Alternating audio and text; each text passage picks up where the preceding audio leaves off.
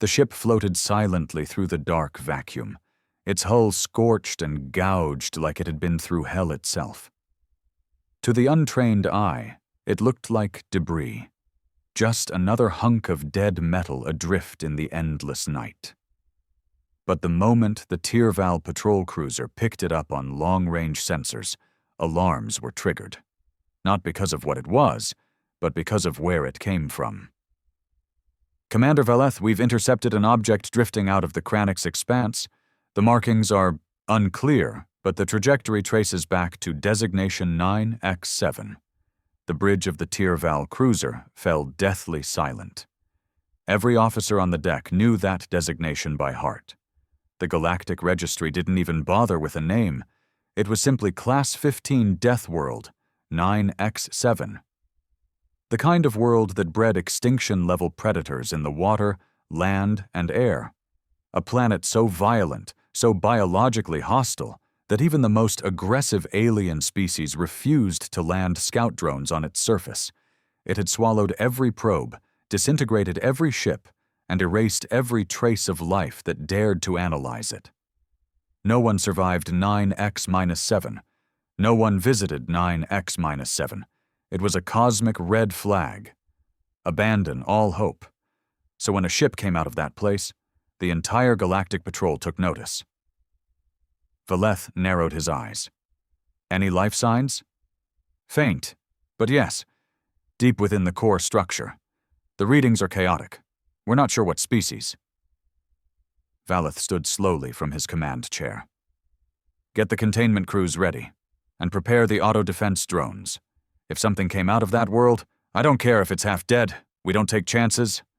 The vessel was a jagged, asymmetrical thing, an insult to traditional galactic engineering, built like a brick, armored like a tank, and welded together in defiance of every law of vacuum physics. No aesthetics, no elegance, just brutal efficiency. Inside, it was worse. Rusted corridors, scratched-up bulkheads, wires hanging like exposed veins. When the Tyrval team breached the outer hull, they expected carnage. They found something else entirely. Dozens of cryopods lined the inner hold. Most were empty, shattered long ago. Some had been manually shut down. But 5 were still active. 1 blinked red, life signs detected. The bioscan flickered. It didn't match any known galactic species. The computer threw up a name from the oldest Terran database still circulating in black site archives. Species, Homo sapiens. Origin, planet Earth. Status, extinct, unverified. Threat level, variable. Notes, aggressively adaptive, highly resilient, illogical behavior patterns, avoid direct confrontation. Valeth stared at the file, jaw tightening. Humans, his second-in-command, Jarrow, took a step back. I thought they were gone, lost to war, disease, madness. They were, or so we believed. But this ship came from 9X7. Valeth looked at the vessel again with fresh dread. And if that hellworld was home to them, what the hell does that make us? They brought the active pod aboard, kept it sealed in 6 layers of quarantine. The thing inside wasn't large, barely over 6 feet tall by their measurements, but its vitals were steady, and its body showed a history of trauma most species wouldn't survive. A shattered femur that had reknit with rudimentary surgery, a missing lung replaced by a crude cybernetic pump, skin burned and regrown multiple times. This human had lived war, not just once, but repeatedly, like it was built for it. 3 days later, it woke up. It didn't panic. It didn't shout or cry. It sat up, stared through the glass, and blinked slowly. Then it smiled. That was the moment Valeth's crew knew they were in trouble. Because that smile, it wasn't relief. It wasn't confusion. It was something colder. It was confidence. As if waking up in an alien ship after drifting out of a death world was just another Tuesday for this thing. When they opened the communication feed, the human leaned toward the microphone. "Where the hell am I? asked Jace Markle, voice gravelly, laced with exhaustion and sarcasm. "And is there coffee, or am I going to have to break someone's neck to get a cup?" The translator scrambled to keep up. Valeth stared at the screen, and then the whisper began to spread through the fleet. The humans survived 9x-7. That world didn't kill them. They tamed it. Valeth didn't answer the human right away.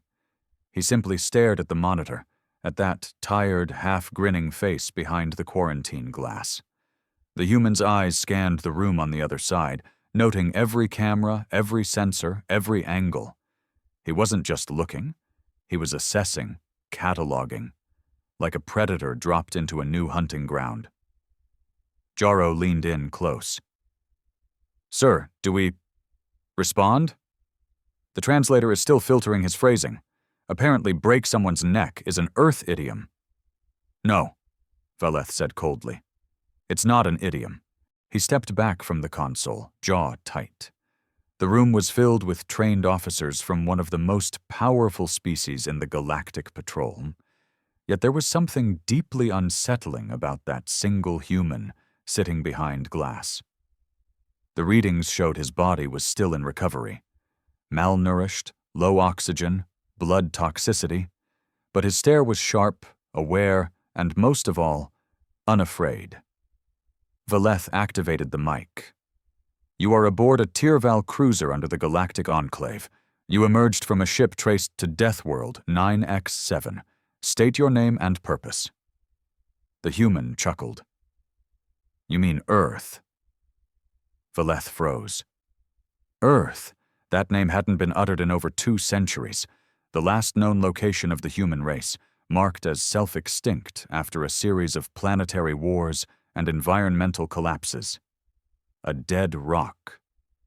Yet this man had the audacity to correct them?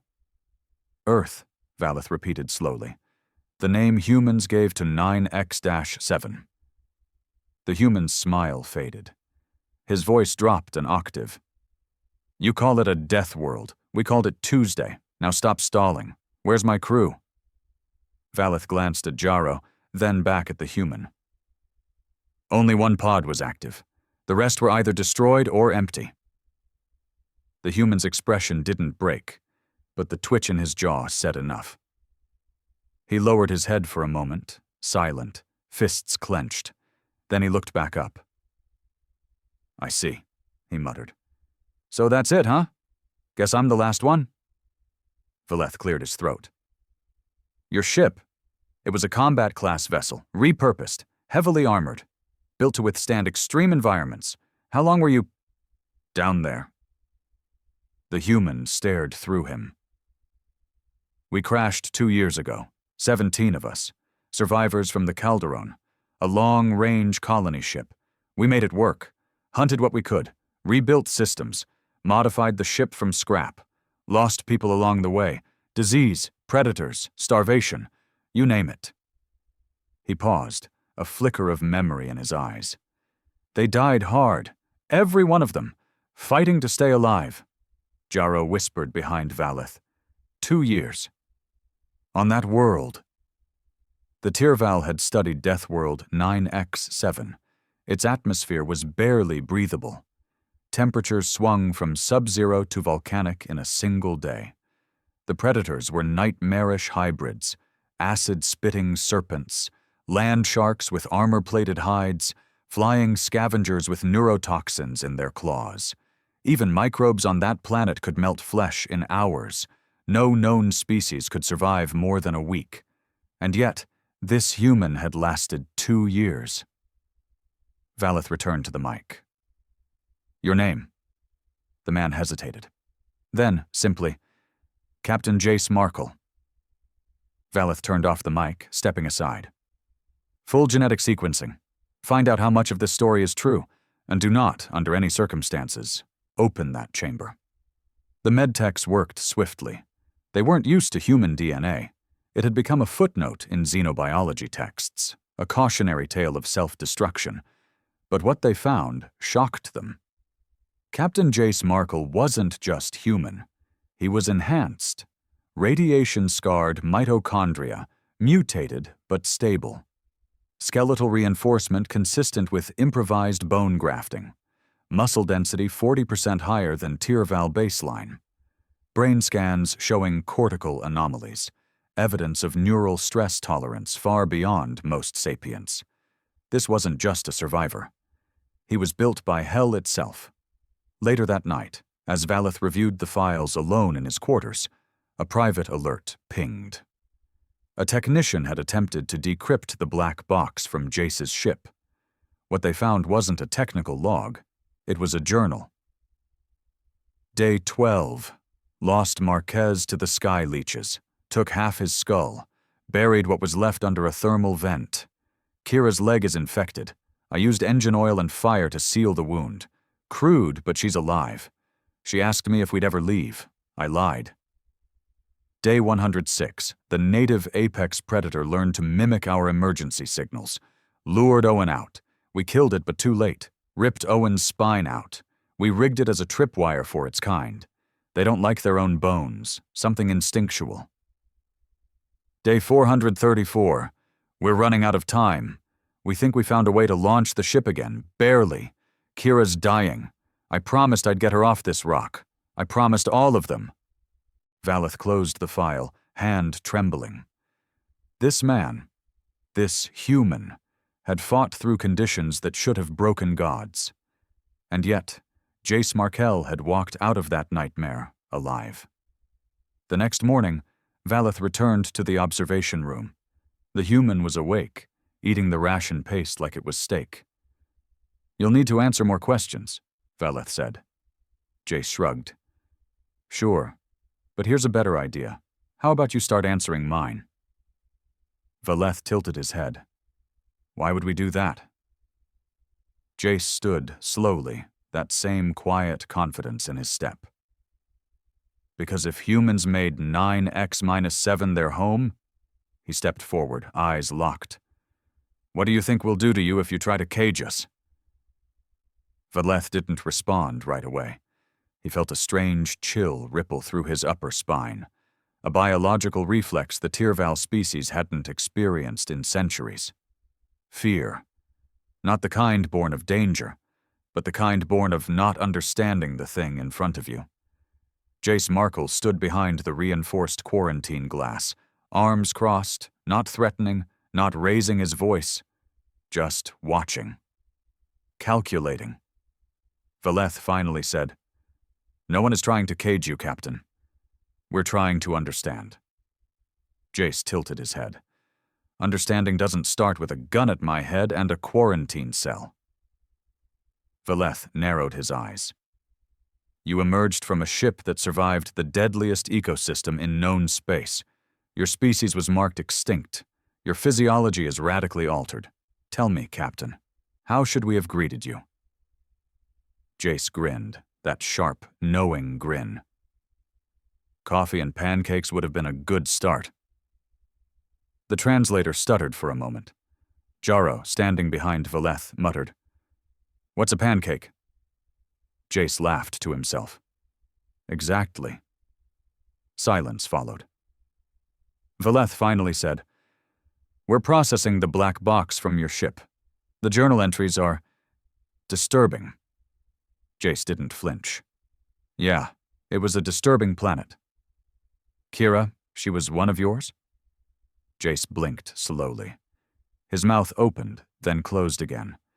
Something cracked in his expression, just for a heartbeat. "She was the last one left. I promised her we'd make it. I promised we'd get home." He swallowed hard. "I lied again." For the first time, Valeth didn't see a monster. He saw a man who had lost everything, over and over, and still kept going. Not because he believed he'd survive, but because someone else needed him to pretend they would. That kind of endurance wasn't bravery. It was madness wrapped in love. And it was dangerous. Valeth stepped back from the mic. "End the interview." "But sir," Jaro started. "End it," Valeth snapped. They shut off the comms. The glass went opaque.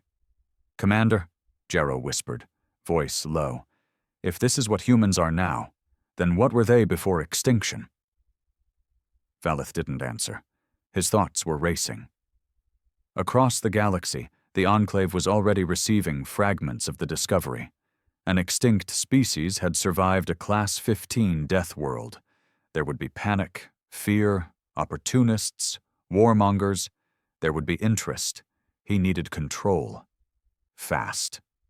A few hours later, in the central conference hall of the cruiser, Valeth called a private meeting. Only 4 officers were present, all senior command. The lights were dim. A silent alarm ensured recording systems were offline. "I want full genetic duplication," Valeth said, voice cold. "Back up Jace Markle's DNA and isolate the adaptive traits. We'll forward samples to Enclave Biogenetics for testing." One of the officers stiffened. "That's a violation of the Galactic Preservation Accord." "So is surviving a planet no one was meant to live on." "You think we can use this?" Valeth leaned forward. "If one human did this, imagine what 1,000 could do, trained, equipped, unleashed. They're extinct on paper. That means no protections, no citizenship.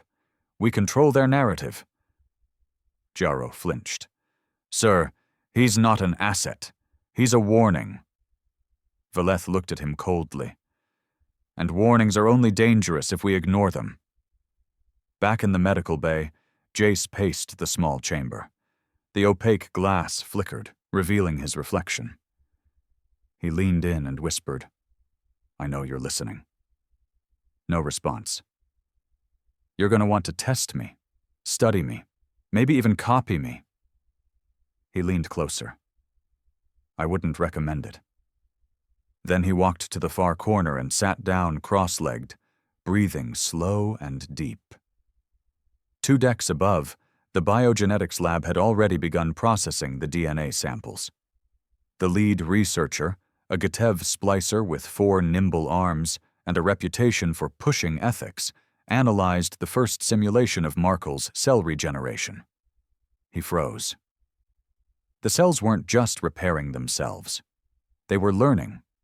Each simulated trauma made the next repair faster, smarter. The DNA was rewriting itself in real time. "By the void," the Gatev murmured. "They don't adapt to survive. They survive to adapt." The room behind him went dark. Suddenly, all the lights across the ship dimmed. Main power surged, then dropped to critical levels. And in the medbay, Jace stood up. The emergency lights bathed him in red. A robotic voice crackled over the ship-wide intercom. "Containment breach detected in quarantine chamber." Valeth's comms screamed, "We have a system override, unknown origin." Jace Markle smiled once more as the locks on his cell clicked. "I warned you," he said. The medbay plunged into chaos as alarms shrieked, and red lights pulsed in the walls like a dying heartbeat. Medical drones buzzed to life, scrambling toward Jace's chamber, but they stopped halfway, hovering in place like they'd hit an invisible wall. They didn't malfunction. They refused to go closer. Valeth raced through the corridor, his boots pounding against the metallic floor as emergency sirens howled overhead. Officers swarmed past him in panic. Gun squads scrambled toward the medbay. Jarrow was already shouting into his wrist link, trying to isolate the breach. "This wasn't from outside," he yelled. "Sir, this was an internal override. The quarantine door was unlocked from the inside." Valeth skidded to a stop. "How? That chamber's sealed with 6-tier biometric encryption." Jarrow looked back at him, pale and shaking. "Then either someone gave him the code, or he figured it out on his own." That thought hit Valeth like a blade through the chest. Impossible. No species could read a tier-val crypto code without years of training, not without advanced equipment or insider knowledge. But humans didn't follow rules. They bent them, broke them, rewrote them. Valeth stormed into the outer corridor of the medbay and raised his hand to signal his troops. "Do not engage unless ordered," he commanded. "If he's still in the room, we—" Then the lights flickered. The door was already open. And Jace was gone. All that remained was the shattered remains of a chair, one disarmed drone, sparking in a twitching heap, and a handprint smeared in blood on the wall. But it wasn't Jace's blood. Valeth stared at it, unsettled. Then Jaro stepped forward, scanning the print. "Sir, this isn't Tyrval blood either." Valeth frowned. "Then whose is it?" Jaro turned the scanner toward him. "Gutev, biogenetic researcher, the one who first decoded Jace's DNA. Valeth's stomach turned cold. Security feed. Blacked out. He was the first to see the adaptive scan. It must have triggered Jace somehow. Or, Valeth muttered, he tried to use Jace as a sample. And paid for it." A comm crackled in Valeth's earpiece. "Commander, we've got movement. Deck 4, engineering section." Valeth turned, already running. By the time they reached the engineering deck, Jace had already taken out 2 more guards, non-lethally. One was locked inside a tool closet, sedated. The other was zip-bound to a coolant pipe, with an apologetic note taped to his chest. "Nothing personal. Wrong place, wrong orders." Valeth stared at the note in disbelief. "Is he mocking us?" Jaro asked. "No," Valeth said grimly. "He's sending a message." He tapped into the ship's PA system. "Captain Jace Markle, you are aboard a vessel of the Galactic Enclave. Your actions constitute a breach of protocol and hostile intent. Surrender immediately, and you won't be harmed." There was a pause. Then Jace's voice filtered back through the system, unamplified, raw, sarcastic. "You're gonna have to forgive me if I don't trust the whole 'surrender and you won't be harmed' bit. Not after the sedatives, scans, and attempted vivisection." Jaro flinched. "He knows what we tried to do to him." Jace continued, calm and casual. "Look, I didn't come here to cause trouble. I woke up in a cell, watched your scientists dig through my blood like it was candy, and realized real quick, I'm not a guest here. I'm a specimen. That never ends well in alien stories." Valeth stepped forward, cutting the feed. "He's not just surviving. He's learning our systems, fast." They scanned the area. No trace. Jaro turned to Valeth again, this time quieter. "He's not trying to escape.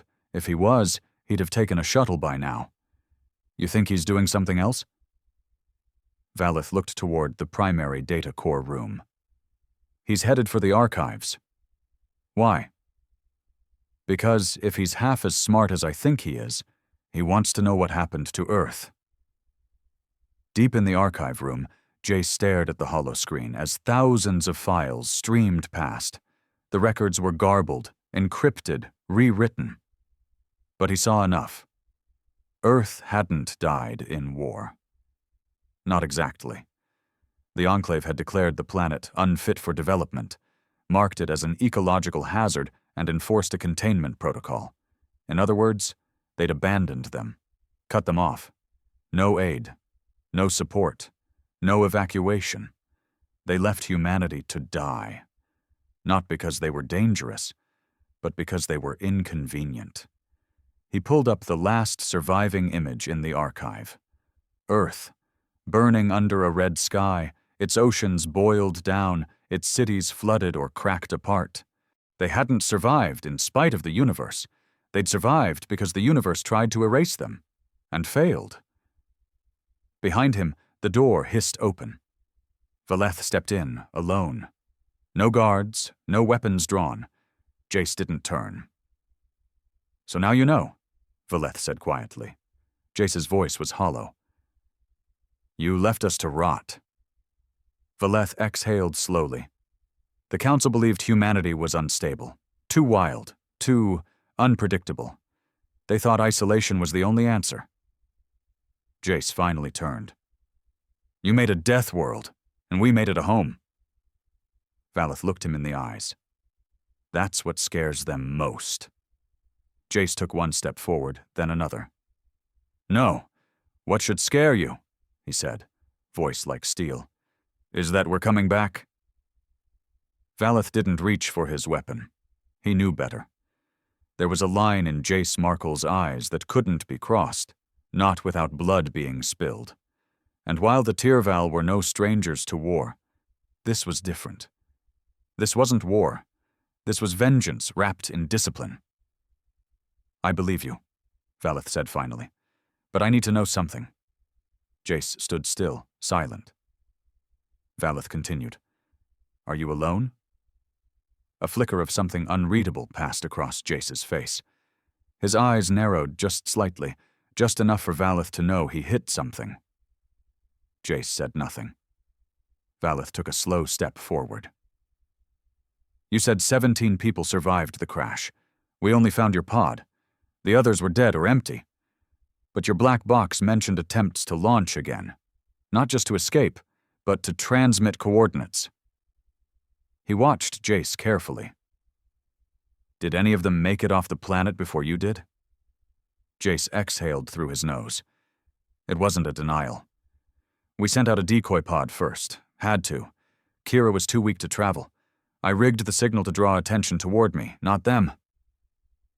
His voice lowered. "We had to gamble."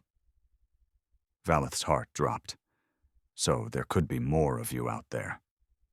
"There are more," Jace said, almost like a vow. "And if they survived like I did, they're not going to come back quietly. Not after what you did." Valeth turned toward the screen. The last image of Earth still glowed dimly in the corner, battered, broken, scarred, and yet still spinning. "What do you plan to do now?" Valeth asked. Jace shrugged. "First, find out what your council's hiding. You don't seal off an entire species without a reason. You bury them because you're afraid of what they'll dig up." Valeth hesitated. "And after?" Jace walked toward him slowly. "I'm going to wake your galaxy up." The silence that followed was oppressive. Then Jace reached down and pulled a small metal shard from his belt, triangular, black, humming faintly. Valeth recognized it instantly. "That's Tirval military-grade data encryption tech," Valeth said sharply. "That was never issued to—" "I pulled it from your ship's belly," Jace cut in. "Your Gitev scientist was logging real-time bioadaptation trials and sending them off-world. You were never studying me for knowledge. You were trying to weaponize me." Valeth felt the truth slam into him like gravity. Gitev splicers had been under quiet orders to harvest anything useful from recovered species, even if it meant breaking the laws of bioethics. But no one ever expected humans to fall into that category. They were supposed to be extinct, untouchable, ghosts of the past, not this. "You want to know why we survived Earth?" Jace said, stepping closer. "It wasn't our tech. It wasn't strength. It wasn't even luck." He tapped his head. "It was because no one told us we couldn't." Valeth swallowed hard. Then Jace tossed the encrypted chip into his hands. "Consider this a favor," he said. "Everything your people tried to steal from me, I'm giving it back." Valeth looked down at the device. "But understand," Jace continued, his voice like frost, "I won't give the others that same courtesy. They'll come armed, angry, and trained by a planet designed to kill gods." He stepped past Valeth toward the exit. "Lock me up again if you want. Strip my DNA. Run your tests. None of it matters now. The Enclave will know I'm alive. And if they try to hide it," he smiled, "then I'll teach them what it means to fear humans again." The doors slid open for him. Valeth didn't stop him. He couldn't. Instead, he stared at the chip in his hands, the knowledge, the science, the truth, and knew in his core that something had changed, not just in this ship, in the entire galaxy. Somewhere out there, more survivors might still be waking up. Somewhere out there, the stars were shifting. And somewhere, Earth wasn't a grave anymore. It was a signal, a warning that humanity, thought buried in dust and ash, was not just alive, but returning. And this time, they weren't coming in peace. The ship's corridors felt different now, quieter, heavier. Not because of any change in lighting or temperature, but because everyone knew. Jace Markle was no longer a captive. He was a presence. And the ship, despite its walls of steel and its protocols carved in ancient laws, felt like it had let something inside it that didn't belong, something raw and untamed, something that shouldn't have survived, and yet had. Valeth sat alone in the strategy chamber, the encryption chip Jace had given him resting on the table like a loaded weapon. It pulsed faintly, a heartbeat of stolen data. Beside it, his terminal glowed with the Council's latest message. Do not engage. Do not transmit beyond Level 4 clearance. Maintain containment, reinforcements en route. Containment. Like Jace was some wild virus to box up and study. Valeth leaned back in his chair, fingers steepled under his chin. He had seen war. He had watched planets burn. But he had never seen what he saw in that human's eyes.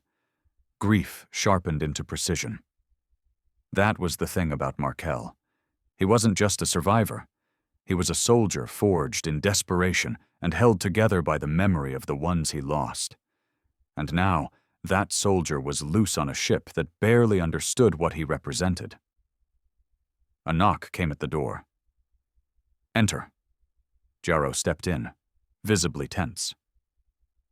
We have a situation. Valeth nodded for him to continue. The communications array just picked up a ping, not a standard signal. It's encrypted in a waveform pattern. Human. Pre-extinction Earth code. Valeth sat upright. Location? Outer sector, beyond the Yavari Nebula.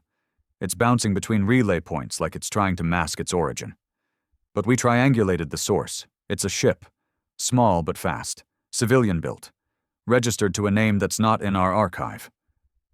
Valeth's eyes narrowed. Say it. Jarrow hesitated. Kira Thorne.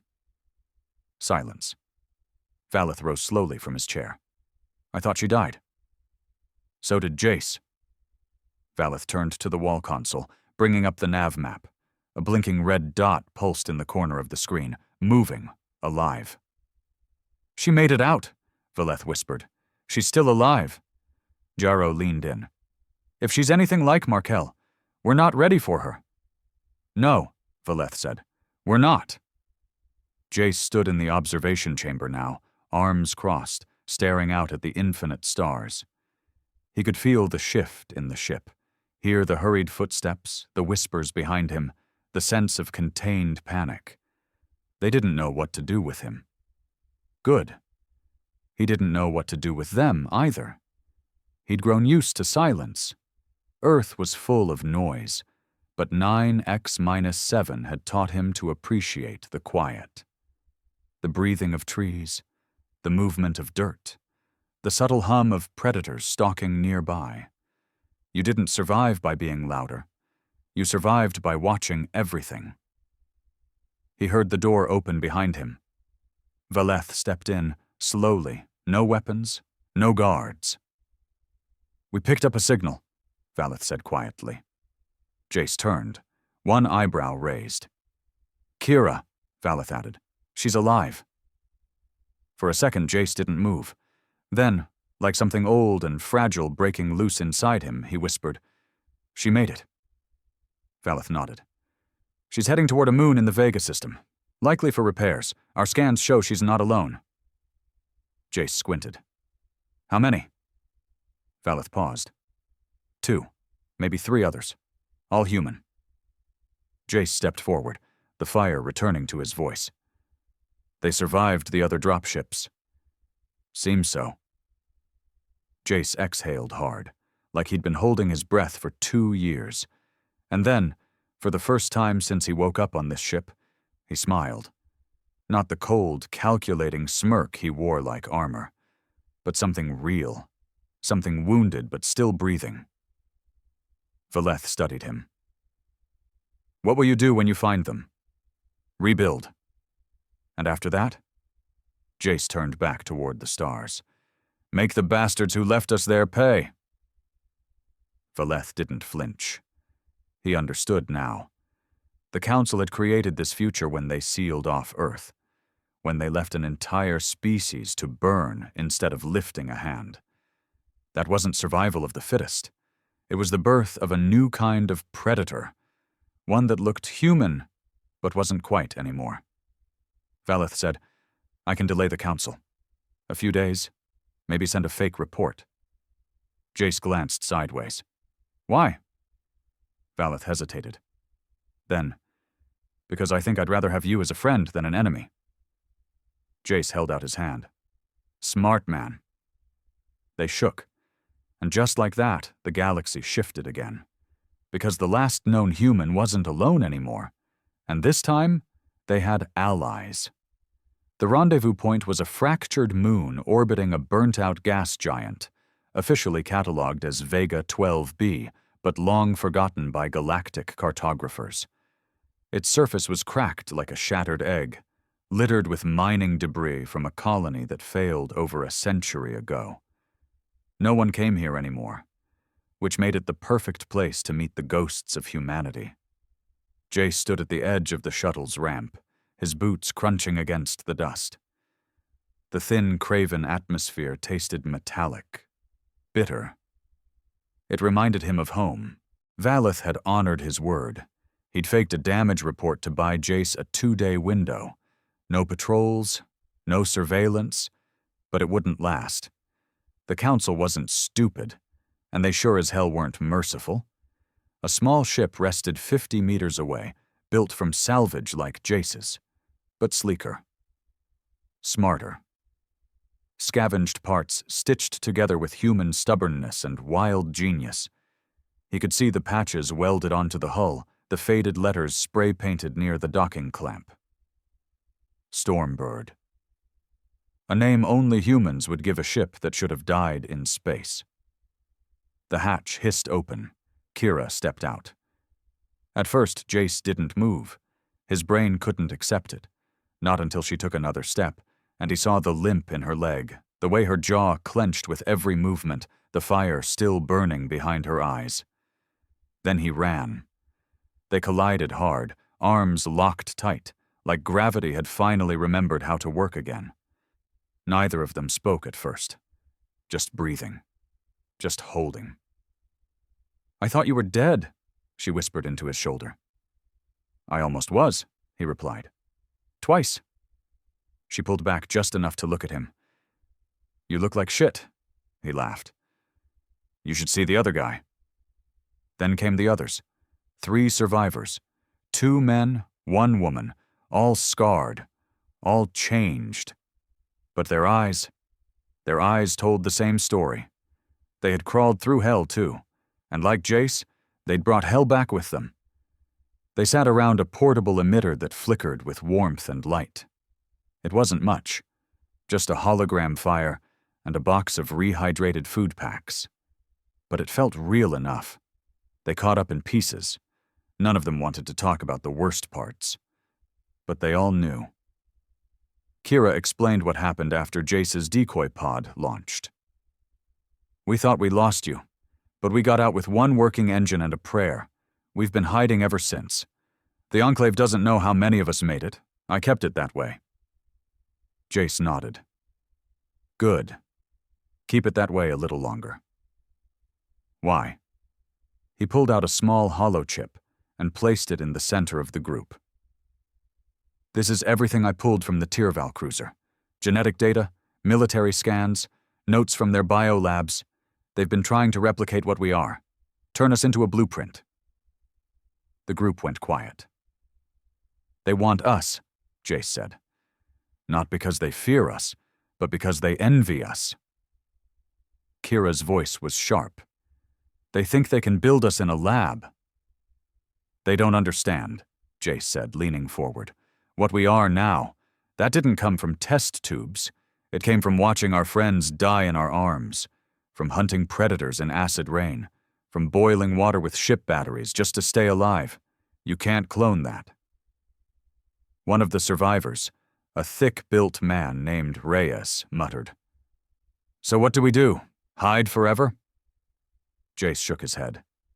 We're not hiding anymore. He tapped the holochip again. A star map flickered to life. Dozens of systems marked in red. Colonies, council stations, resource hubs, all tied to the species that left Earth to rot. This is where we start pushing back. Kira looked at him carefully. You want a war? No, Jace said. I want a reckoning. They didn't cheer. They didn't roar. That wasn't who they were anymore. But every head nodded. They understood. That night, the storm rolled across the moon's surface, ion winds sparking blue lightning along the rock. Inside the storm bird, the humans planned, scanned, shared what they'd learned.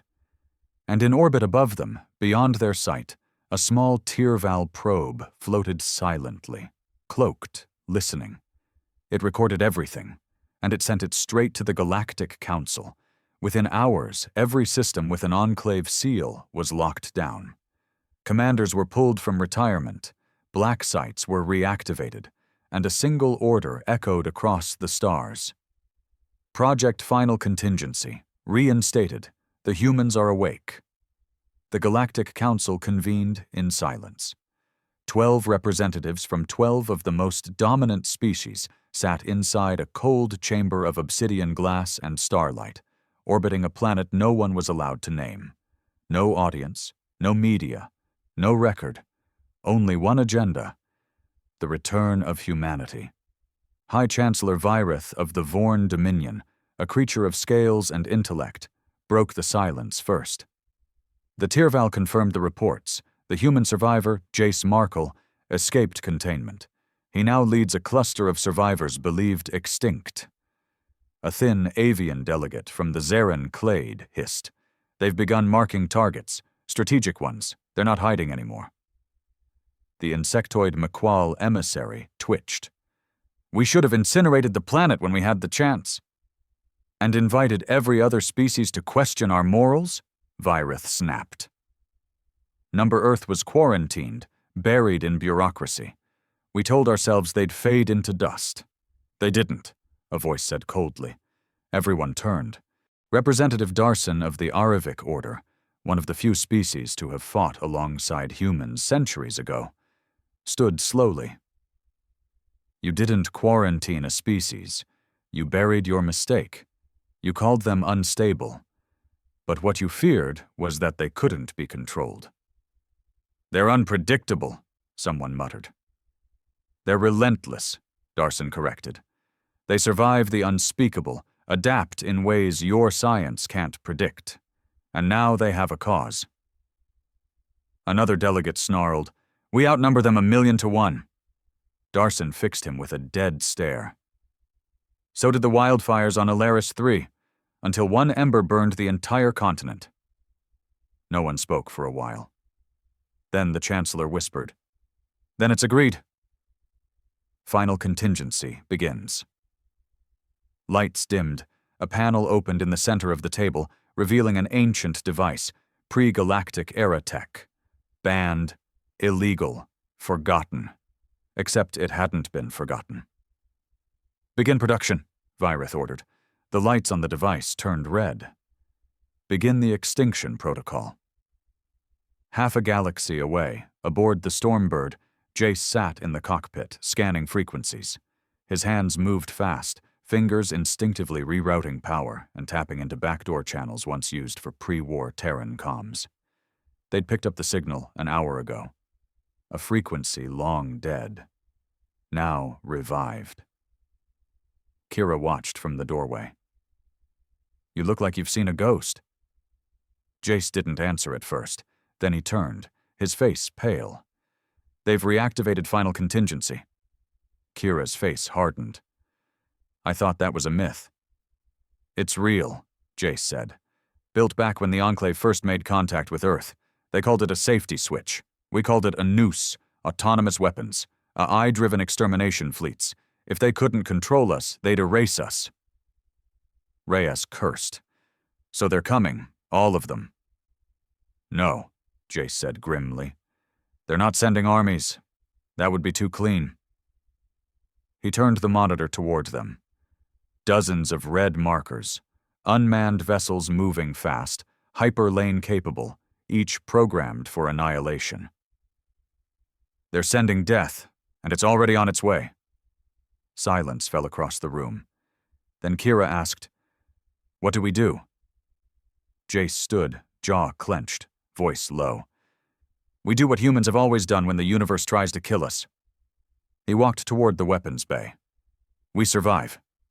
The first autonomous strike ship reached a human outpost near a collapsed mining belt. It was unarmed, just a beacon. But when it scanned for life, it found nothing. Just heat signatures that looked human. It moved closer. That's when the EMP burst shattered its circuits, and a hacked AI virus tore through its core. The ship never reported back. One by one, the other exterminators vanished. The Council panicked, because the humans weren't just waiting.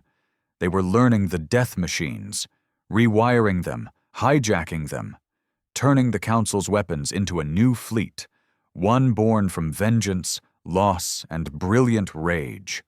A year later, the first human-led strike force entered orbit above a Council outpost. No demands, no diplomacy, just a message broadcast across every frequency. "You tried to erase us.